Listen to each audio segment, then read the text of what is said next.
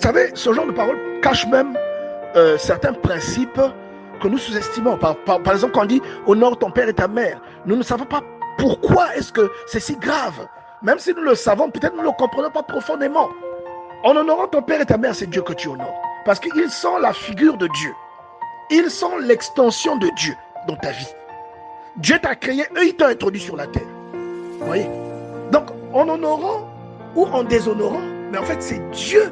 Et c'est le même phénomène avec l'onction. Et voilà pourquoi on dit que David était en avance sur son temps. David avait l'onction et il avait la révélation. Vous voyez? La Bible déclare que David avait refusé volontairement, alors qu'il en avait l'occasion, il avait refusé de tuer Saül. Il savait que s'il tuait Saül, lui deviendrait roi. Il a refusé de le faire. Ça s'appelle honorer Dieu. En faisant cela, ce n'est pas tout seulement à cause de Saül, mais c'est à cause de l'onction que ce dernier avait dans sa vie. La forêt dévora plus de peuple ce jour-là que l'épée n'en dévora. La forêt avait fait plus de victimes dans le camp d'Absalom que l'épée. C'est-à-dire les gens de David n'avaient pas tué plus de personnes que la forêt n'en avait tué. Lorsque Dieu est dans la vie de quelqu'un, ce qui se trouve autour de vous peut devenir un piège pour vous quand vous êtes en contradiction ou quand vous faites du mal à cette personne. Vous avez sûrement déjà entendu parler de ce genre de choses ou même vécu ce genre de choses où quelqu'un a une contradiction avec son père ou avec sa mère et vous voyez que parfois la personne devient folle ou parfois la personne devient malade ou même dans le foyer de cette personne parfois ça ne marche plus. Mais pourtant ce n'est pas son père. Son père était attristé mais après il est revenu à des meilleurs sentiments.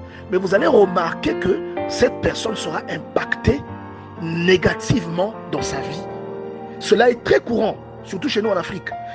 Le fait que tu ne le respectes pas, c'est que tu t'exposes à une sanction de Dieu, à une sanction qui est en rapport avec l'autorité que Dieu a donnée à ton père, sans même que ce dernier ne soit conscient ou sans que ce dernier ne s'en soucie, sans même que ce dernier n'y participe. C'est ton père n'y participe même pas, mais Dieu de façon unilatérale va envoyer le malheur dans ta vie. Vous voyez, il va bloquer tes voies, il va te combattre dans ce que tu entreprends. Donc, c'est une grande leçon. Regardez ce que dit le deuxième livre de Samuel au chapitre 18, verset 8. La Bible dit, le combat s'étendit sur toute la contrée, donc dans tout le pays. Et la forêt dévora plus de peuple ce jour-là que l'épée n'en dévora. Le combat là opposait David avec son propre enfant. Et David avait donné une consigne. Il avait dit, ne touchez pas mon enfant, ne lui faites pas de mal. Mais ça ne dépendait plus de David. Pour là, la forêt a combattu un enfant rebelle, un enfant qui avait attaqué son propre père. Même la forêt s'est dressée contre lui. Ce n'est pas moi qui le dis, c'est la Bible qui le précise.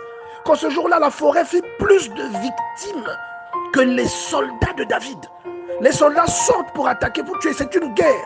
Mais la Bible te dit que la forêt avait tué plus de gens. La forêt elle-même avec ses pièges, les arbres. La preuve, Absalom lui-même, c'est un arbre qu'il a capturé. Ça dépendait maintenant du propriétaire de l'onction qui habitait David. Je ne sais pas si quelqu'un comprend. Lorsque vous avez une contradiction, ça peut être votre propre frère. Mais ce qui va s'illustrer ne dépend pas de ce frère-là ou de l'amour qu'il vous porte. Ça ne dépend pas de votre mère ou de votre soeur ou de l'amour qu'il vous porte. Ça va dépendre maintenant de la chose qu'il y a dans la vie de la personne avec qui vous avez une contradiction. Et surtout si vous n'avez pas raison. Vous voyez,